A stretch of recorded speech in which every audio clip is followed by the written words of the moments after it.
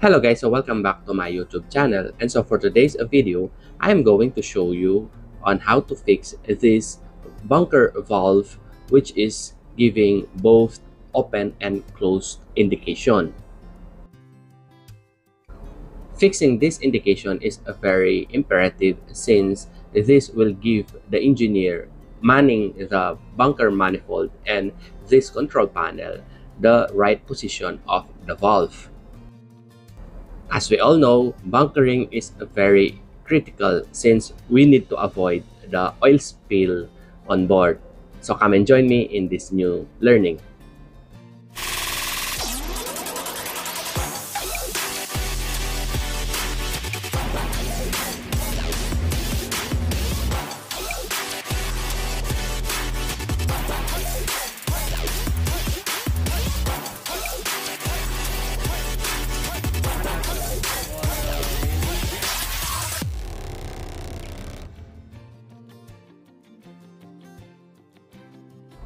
The route of this vessel is normally having the main engine to run at around 60 to 65 RPM.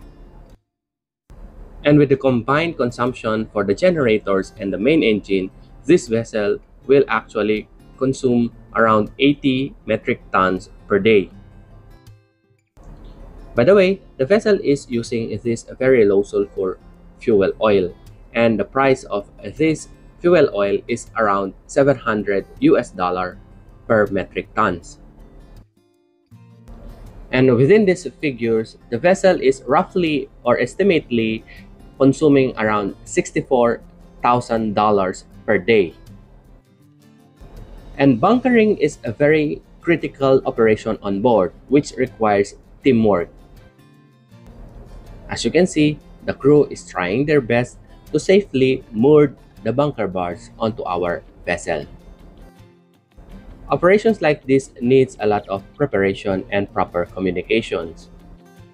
After the crew is safely moored the bunker bars, it is time for them to connect this bunker hose into our ship's manifold. The crew needs to ensure that the hose is safely connected and this will not cause any oil spill. And then this manifold gauge will be manned by one of the engineers or motorman at all times. It is mandatory for us to have a SOPEP drill 24 hours before we will arrive or we will do this bunker operation. SOPEP stands for Ship Oil Pollution Emergency Plan. And within this drill, we will all be talking about the preparations prior to these operations, like checking all the emergency stops, alarms, horn signals for the bunker guys, all these scupper plugs that needs to be closed and when to be closed. The SOPEP equipment needs to be prepared, an inventory should be carried out if we have all this necessary equipment that we will be using if in case we will have this oil spill on board. And then we will also be checking all the alarms, high level alarms of all the tanks we have on board, which will be used for these operations.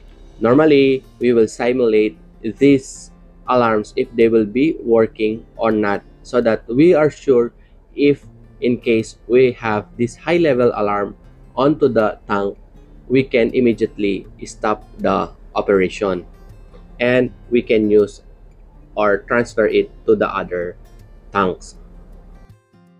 And during these preparations, we noticed that one of the indications on our valve is showing both open or closed indications.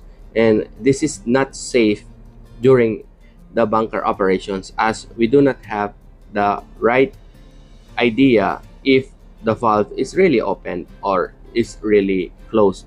So we need to check this valve itself. So we're using hydraulic system to open and close all this valve. And then we have a designated limit switch for all the valves that will indicate if it is open and closed. So I went to the passageway and checked the condition of this limit switch, if it is on to the open or into a closed position, and then we will correct why this one is giving this both open or closed indication. And checking, this will be the valve for this number 5 port side, which is this number 5 fuel oil tank port side. So after opening these indications, as you can see, it is not properly giving the shot indications. So we need to correct this one by opening the or removing the screws, and then we will correct the position of the arrow by using the torque key. So every vessel we have different types of valves, so it is also important for the electrician to be familiarized for these different valves. So the system we have here is that once we press the open or close button on the bunker control panel, then the solenoid coil will be activated here, opening the system whether you gave an open or close command. So after we actually remove the screws, and now we will use this torque key to correct the condition or the position of our limit switch indication.